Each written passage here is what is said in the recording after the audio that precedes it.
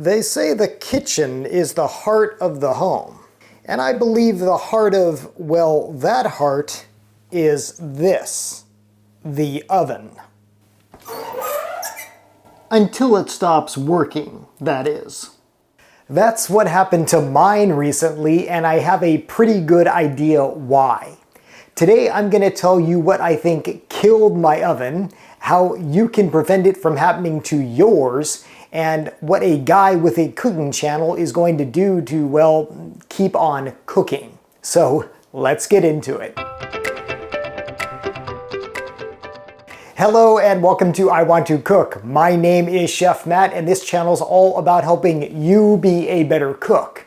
Or, well, rather, today's episode is more about making sure your oven lives to tell the tales of cooking, as mine does not. So yes, today we are mourning the loss of the functionality of my oven, and I'll get right to the point. I think what killed it was the self-cleaning feature. And I can hear some of you groan right now. Self-cleaning, you should never use that feature. Well, I know, and truth be told, I didn't use the feature, but somebody in my household who shall remain nameless did use the feature. Now, I grew up in a household in which you were taught you never used the self-cleaning feature on an oven, well, for reasons that I will get into soon. This nameless person, she grew up in a household that used self-cleaning all the time on their ovens, and there was never an issue. Well, there definitely was an issue with this oven. After the self-cleaning setting was used, it basically bonked. Now, granted, this thing is not the pinnacle of technology. You might remember when I started this channel, I actually had a different oven because I lived in a different house, and it was quite a nice oven and a nice range with a 5-burner stovetop. But, well, we moved into a larger house, but it had a far more dated kitchen, and this is what it came with, this 40-year-old Kenmore oven. To understand why I think self-cleaning killed this oven, let me explain how self-cleaning works. It might just save your oven's life, and at the very least, it can save you from a very smoky, smelly house. So self-cleaning is a popular feature on today's ovens, and, well, even those of yesteryear like this one. They are on both gas and electric types of ovens, and the way they work is that, well, they superheat the cavity. They get up to temperatures of 800 degrees Fahrenheit or higher. Now, that is way, way hotter than, well, what you would usually bake or roast with. You know, most recipes, we might bake or roast at 400 or 450 degrees at its highest. We're talking double that temperature. So it gets the oven really, really hot.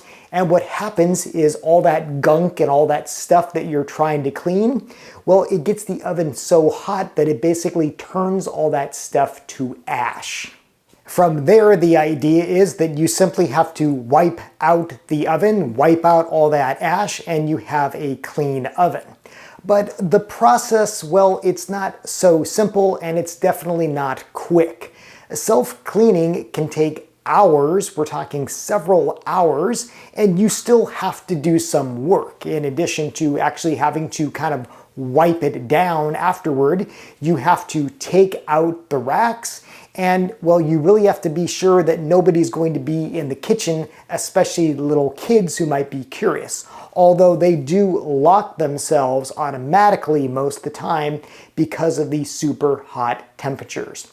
But even if you use the self-cleaning oven and your oven lives to tell the tale, it can create a lot of smoke, a lot of smell. It is just really not a pretty process. Another thing to note is that if you have pet birds, you need to be extra careful. The Consumer Product Safety Commission warns that pet birds can be vulnerable because of the fumes that come off of a self-cleaning oven. But the real kicker is that, well, it can break your oven, especially if that oven is compromised. The self-cleaning setting just puts a big amount of stress on the oven. It's having to get up to abnormally high temperatures, and well, parts can fail. There can be like the elements that fail, there can be some of like the circuit boards that fail, but I think ultimately what happened with my oven, it was the bottom heating element that failed. Now, I did try to repair the oven myself, or at least have a look at it to see what was going on, and I was able to take it apart and gain access to the bottom element, and I could see like a little pilot light going, so I had hope that I could resurrect this thing by, lighting a flame and trying to get this thing going again, but it just was not happening. I think the element is totally burnt out. I called several repair people, but nobody was even willing to touch this thing because of the age. They said it's probably just too far gone, and even if it wasn't, they wouldn't have the parts for it. Now, of course, a self-cleaning cycle is not an automatic death sentence for ovens. I'm sure many of you have used it and they came away just fine.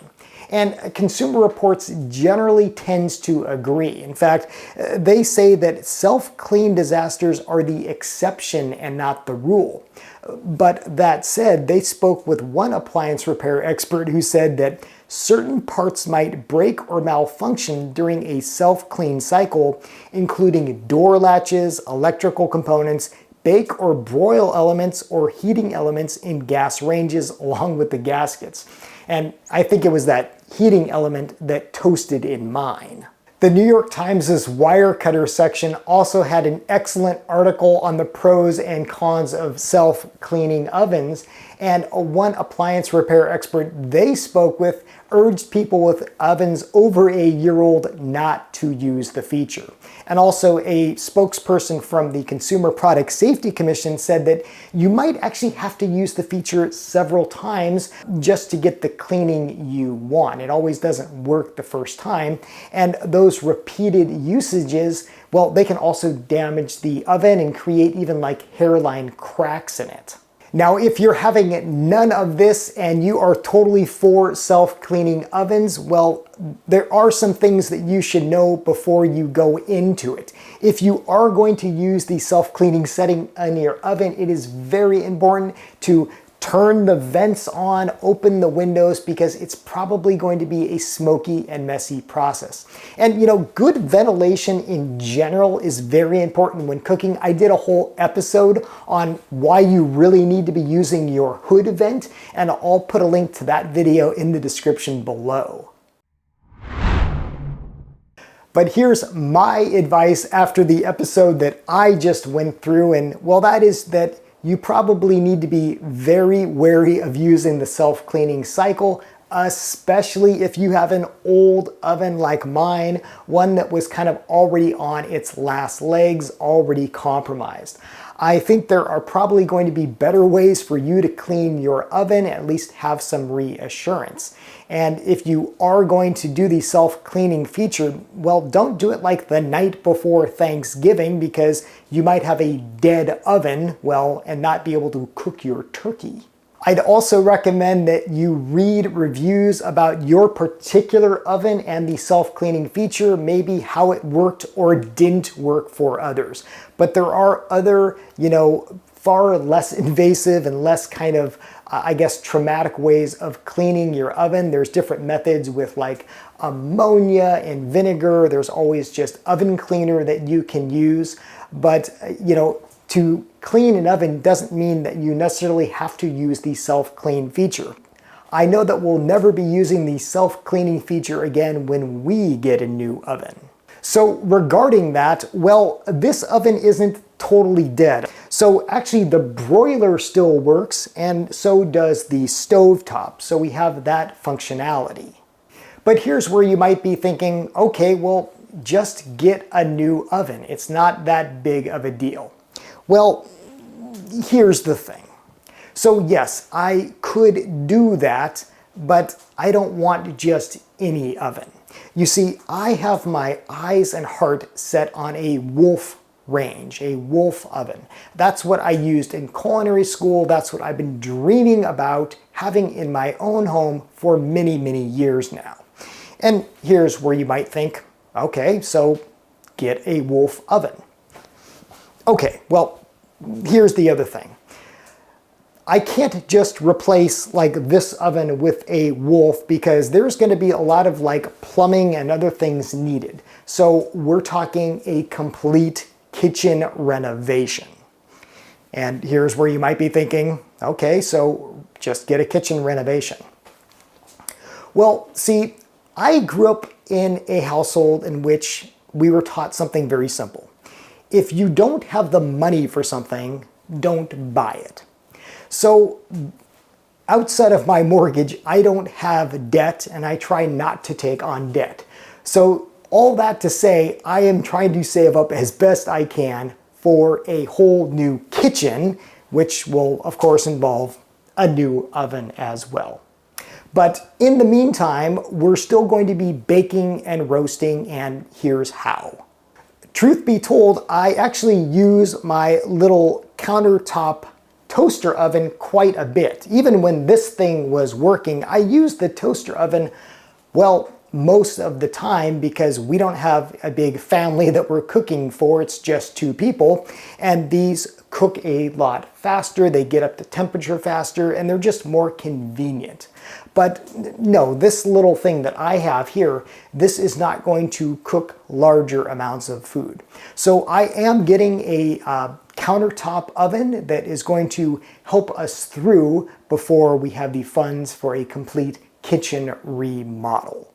So there you go. There is my self-cleaning saga. Now I cannot wait to hear from you in the comments below. Are you for self-cleaning? Are you against self-cleaning ovens? Let me know your experiences. Hopefully not too many of you have had an experience like mine. And well, hopefully with this video, this can prevent some of you from having, well, a dead oven. Okay, trivia time. Last week I asked you to identify this strange looking fruit, and several of you knew exactly what this is. It's a persimmon. I think these are in season right now because I'm seeing them, well, at a lot of stores. They are absolutely delicious. They're so good. If you see one at the store, grab it and make sure they're kind of on the softer side. Cut it up, and I think you're really going to enjoy it. These are wonderful, and they're also really good. You can make like persimmon bread, persimmon cookies with these. They're really, really delicious. Okay, speaking of appliances that are old and probably on their last legs, for this week's culinary trivia, what is this thing? Now, full disclosure, I think this might not have all the parts to it. I picked this up at the thrift store a while back, and I could tell that it's old. With a little bit of research, I think I found out that this thing is like over 100 years old. It is really something else. If you know what this is, or you have a guess, put it in the comments below. I hope to tell you what the right answer is in the next video because I think I know what this is, but it was even kind of stumping me. Hey, as always, thank you so much for watching. Thank you for subscribing. Until next time, I hope you want to cook.